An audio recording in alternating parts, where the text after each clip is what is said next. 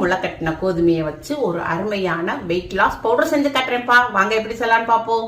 உங்களுக்கு தேவைப்பட்டா நீங்க வாட்ஸ்அப்ல ஆர்டர் பண்ணி வாங்கிக்கலாம். ஒரு கப்பு கோதுமை எடுத்திருக்கேன். 10 மணி நேரத்துக்கு இதை ஊற வச்சிருவோம். நல்லா ஊறிடுச்சு.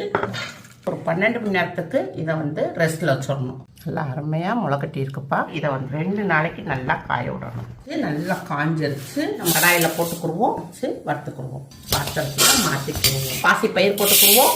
ஒரு 5 நிமிஷத்துக்கு நல்லா வறுத்துக்குருவோம். இதையும் நம்ம பாத்திரத்துல மாத்திக்கிடுவோம். தாமரை பொரி வறுத்துக்குருவோம். நம்ம எடுத்து பாத்திரத்துல மாத்திக்கிடுவோம். அதான் போட்டுக்குருவோம். நம்ம பொட்டுக்காலை போட்டுக்குருவோம். சுக்கு போட்டுக்குருவோம். ஏலக்காய் ஒரு 5 பீஸ் போட்டுக்குருவோம். வாசனைக்கு நல்லா வறுத்துக்குருவோம். கோதுமையும் பாசி பயிரும் மிக்சி ஜார்ல போட்டுக்குருவோம். பரபரன்னு அரைச்சாச்சு. மக்கானா, பொட்டுக்கடலை, பாதாம் இதையும் இதில் போட்டுக்குருவோம். காஞ்ச பெரிச்சி மிளகாய் இதில் போட்டுக்குருவோம். இதை மிக்சியில் அடிச்சு கொண்டு வரேன். ரொம்ப ஹெல்தியான ஹை புரோட்டீன் வீட் மக்கானா பவுடர் ரெடி.